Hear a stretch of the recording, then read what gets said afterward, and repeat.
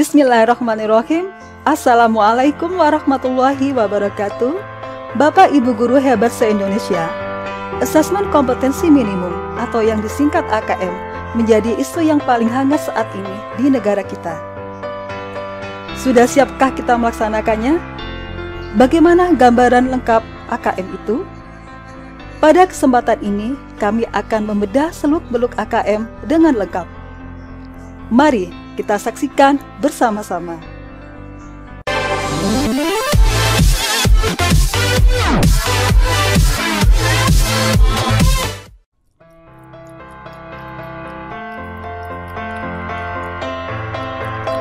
Membedah Asesmen Kompetensi Minimum atau AKM oleh Susiyanti SKM dari SD Al-Hikmah, Surabaya. Asesmen nasional adalah program penilaian terhadap mutu setiap sekolah, madrasah, dan program kesetaraan pada jenjang dasar dan menengah. Mutu satuan pendidikan dinilai berdasarkan hasil belajar siswa yang mendasar, yaitu literasi, numerasi, dan karakter, serta kualitas proses belajar mengajar dan iklim satuan pendidikan yang mendukung pembelajaran.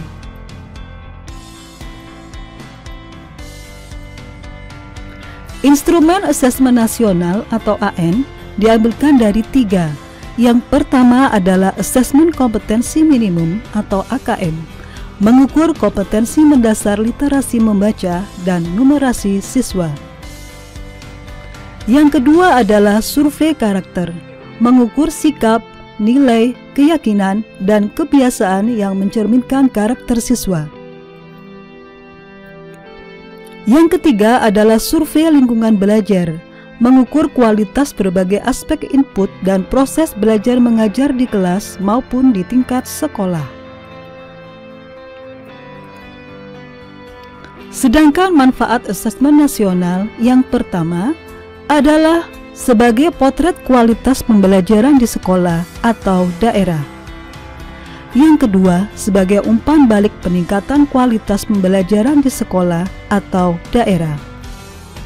Yang ketiga, sebagai dasar untuk penyusunan program peningkatan kualitas pembelajaran di sekolah atau daerah. Sedangkan perbandingan antara asesmen nasional dengan ujian nasional berdasarkan beberapa kriteria pembanding. Yang pertama, berdasarkan tujuan pelaksanaan. Pada asesmen nasional untuk mengevaluasi mutu terkait sistem satuan pendidikan. Sedangkan pada ujian nasional untuk mengevaluasi capaian hasil belajar murid secara individu. Kemudian berdasarkan jenjang penilaian. Kemudian yang ketiga berdasarkan level siswa. Kemudian yang keempat berdasarkan subjek siswa. Sedangkan yang kelima berdasarkan model soal. Yang keenam berdasarkan sasaran penilaian. Dan yang terakhir berdasarkan metode penilaian. Asesmen nasional terdiri atas 3, yaitu asesmen kompetensi minimal atau AKM, survei karakter, dan survei lingkungan belajar. Pada kompetensi AKM, ini mengandung 3 asesmen, yaitu asesmen literasi membaca yang terdiri atas memahami, menggunakan, mengevaluasi, dan merefleksi. Yang kedua, asesmen numerasi yang terdiri atas memahami, mengaplikasi, dan bernalar. Sedangkan jadwal pelaksanaan pada jenjang SD dan paket A, hari pertama meliputi tes literasi selama 75 menit, kemudian survei karakter selama 20 menit. Pada hari kedua terdiri atas tes numerasi selama 75 menit dan survei lingkungan belajar selama 20 menit. Adapun kriteria peserta asesmen nasional adalah seluruh satuan pendidikan, tidak semua murid, pemilihan sampel secara acak, diambil dari kelas 5, 8, dan 11. Setiap peserta mengerjakan tes literasi membaca, tes literasi numerasi, survei karakter, dan survei lingkungan belajar. Bentuk soal AKM terdiri atas 5, yaitu pilihan ganda kompleks, menjodohkan, isian singkat, dan uraian.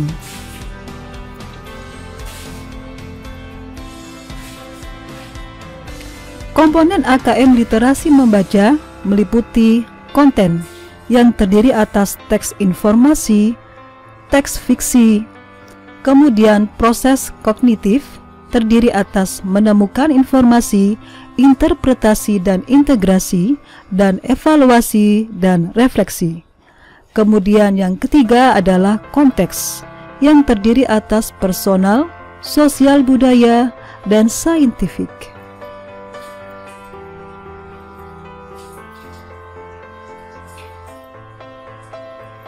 Pada tingkat SD terdapat 3 level pembelajaran.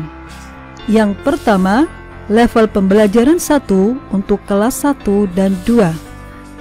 Siswa akan menemukan informasi dengan cara mengakses dan mencari informasi dalam teks. Kemudian level pembelajaran yang kedua untuk kelas 3 dan 4. Siswa akan belajar sesuai tingkat kognisi pada literasi membaca.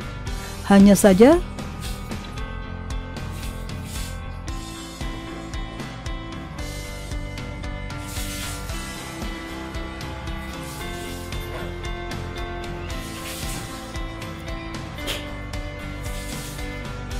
yang kedua, level pembelajaran 2 untuk kelas 3 dan 4. Siswa juga akan belajar sesuai tingkat kognitif pada literasi membaca. Hanya saja, siswa pada kelas 3 dan 4 akan menggunakan konten yang sesuai dengan jenjangnya. Level pembelajaran ketiga untuk kelas 5 dan 6.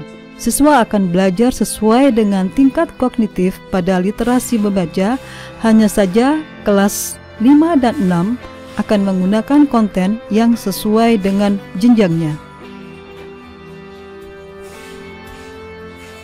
Komponen AKM numerasi meliputi konten yang terdiri atas bilangan, pengukuran dan geometri, data dan ketidakpastian, serta aljabar.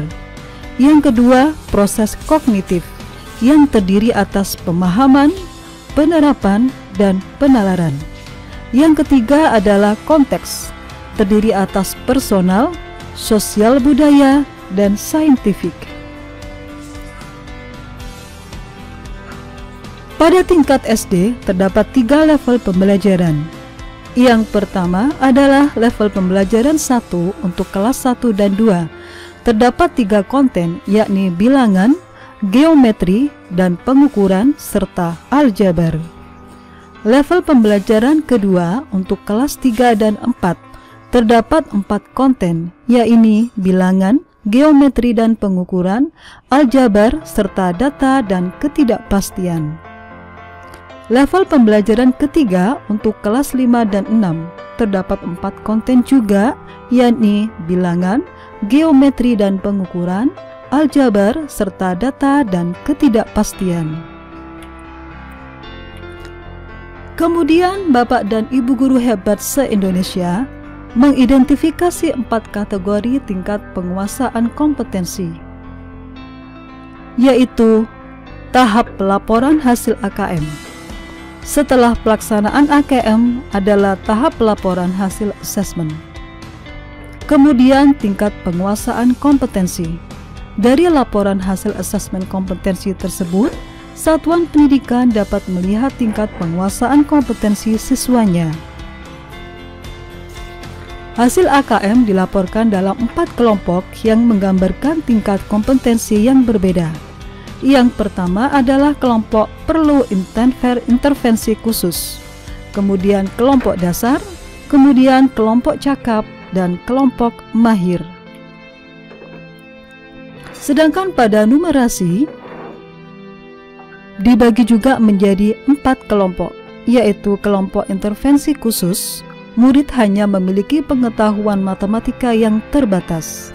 Kemudian kelompok dasar, murid memiliki keterampilan dasar matematika.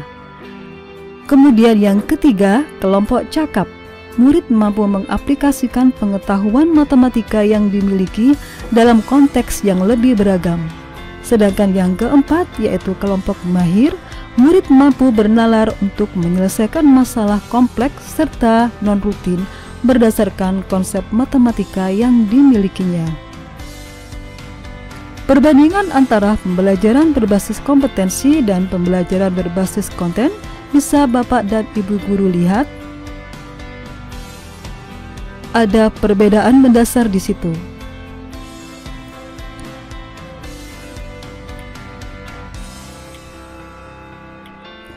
Berikutnya adalah kategori kompetensi dan contoh analisisnya. Yang pertama, perlu intervensi khusus. Didasarkan pada kebutuhan, yaitu sebagai pemula, siswa biasanya memiliki persyaratan belajar yang sama. Kemudian didasarkan pada struktur pembelajaran, konten pembelajaran untuk pemula yang bersifat mendasar. Kemudian didasarkan pada cara formal atau informal. Para pemula membutuhkan strategi belajar yang lebih formal dan instruksional. Kemudian berdasarkan pada pendekatan, yaitu menggunakan training. Kemudian yang kedua adalah kelompok dasar. Didasarkan pada kebutuhan, siswa sudah mulai kompeten. Kemudian berdasarkan pada struktur pembelajaran untuk siswa dengan tingkat kompeten dasar. Kemudian berdasarkan cara formal atau informal, mengandalkan program pelatihan yang lebih maju. Kemudian menggunakan pendekatan coaching, simulasi, dan pemecahan masalah sangat penting. Kemudian pada kelompok yang ketiga, yaitu kelompok cakap, didasarkan pada kebutuhan, siswa dengan tingkat kompetensi cakap memiliki kebutuhan belajar dan persyaratan kinerja yang semakin unik. Kemudian berdasarkan struktur pembelajaran, konten pembelajaran untuk siswa dengan tingkat kompetensi cakap menjadi lebih personal dan kurang terstruktur. Kemudian berdasarkan cara formal atau informal, pada tingkat kompetensi cakap, siswa diperkenalkan lebih banyak pada strategi pembelajaran informal. Kemudian menggunakan pendekatan pengelolaan pengetahuan yang sudah didapatkan serta memberikan dukungan kinerja pada siswa dengan tingkat kompetensi cakap diperlukan. Kemudian pada kelompok mahir, didasarkan pada kebutuhan. Siswa yang telah mahir atau bisa disebut pada tahap ahli. Kemudian didasarkan pada struktur pembelajaran, strategi dan lingkungan pembelajaran yang disesuaikan tersedia untuk setiap siswa mahir. Kemudian didasarkan pada cara formal atau informal, bagi siswa dengan tingkat kompetensi mahir, pembelajaran merupakan aktivitas berbasis teman sebaya, kolaboratif, dan sosial. Sedangkan pendekatan yang dipakai lebih bersifat kolaboratif, merupakan kunci bagi siswa mahir.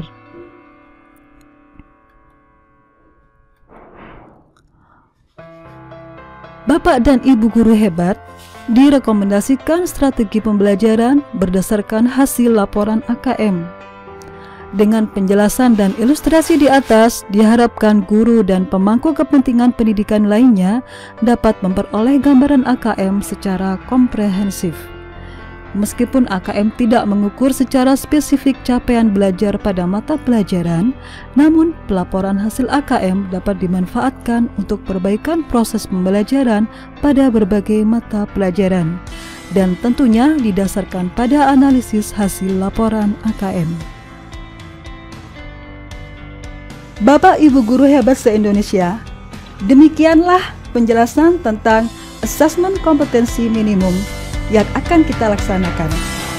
Semoga penjelasan ini membawa manfaat buat kita bersama-sama. Dan jangan lupa like dan subscribe video ini. Demikianlah, wassalamualaikum warahmatullahi wabarakatuh.